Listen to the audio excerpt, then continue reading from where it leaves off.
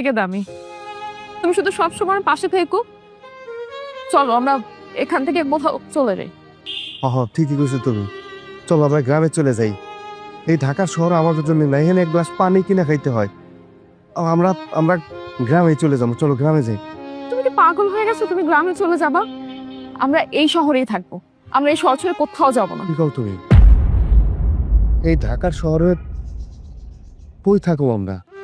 আমরা এই শহরের যে কোনো কোনায় একটা ছোট্ট একটা ঘর দেখে তুমি আর আমি ঘর বাঁধবো ওখানে। আমি প্রয়োজনে বাসায় কাজ করব। তুমি জুতা সেলাই করতে পারবা না? তুমি জুতা সেলাই করবা। আরে কি কও তুমি? আমি আমি বাইচে আছি তো এখনো পর্যন্ত নাকি? আমি তোমার বাসায় কাজ করতে দেবো? কোনোদিনই না। প্রয়োজনে আমি জুতা সেলাই করুম, তুমি ফেলে আমার পাশে থেকো।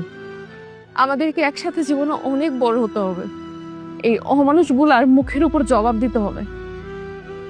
আমি কথা দিচ্ছি, সব সময় তোমার পাশে থাকবো। চলো। চল।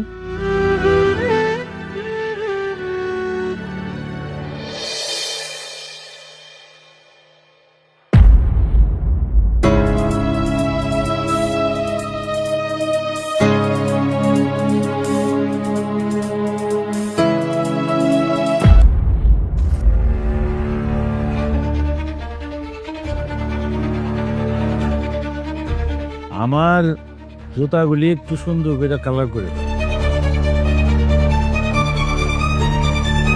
আব্বা আসসালামু আলাইকুম। এই! কিসের আব্বা? খবরদার, তুমি কখনো আমার আব্বা বলবে না।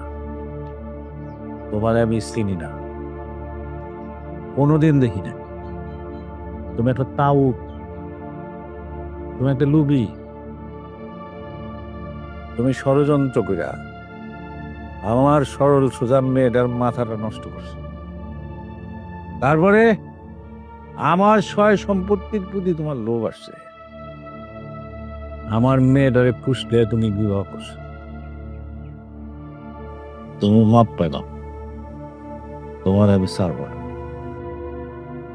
আমার মেয়ের জামাই সে রাস্তায় বৈশা মানুষের পা দইরা দইরা পলিশ করবো? হ্যাঁ, আব্বা আপনি যেই কথাগুলো বলতেছেন এগুলা কোনোটাই ঠিক না। দেখেন আমি কোনো কিছুর প্রতি লোভ করে আপনার মেয়েরে বিয়ে করি নাই। আপনার মেয়ে আমারে ভালোবাসে, আমিও তারে ভালোবাসি। এখানে অর্থ সম্পত্তি কোনো কিছুই। খবরদার, তুমি আমার আব্বা বললে থাকবে। তুমি জানো এই এলাকায় আমি 50 বছর ধরে বসত করি। প্রত্যেকটা মানুষ আমার কিরকম সম্মান করে।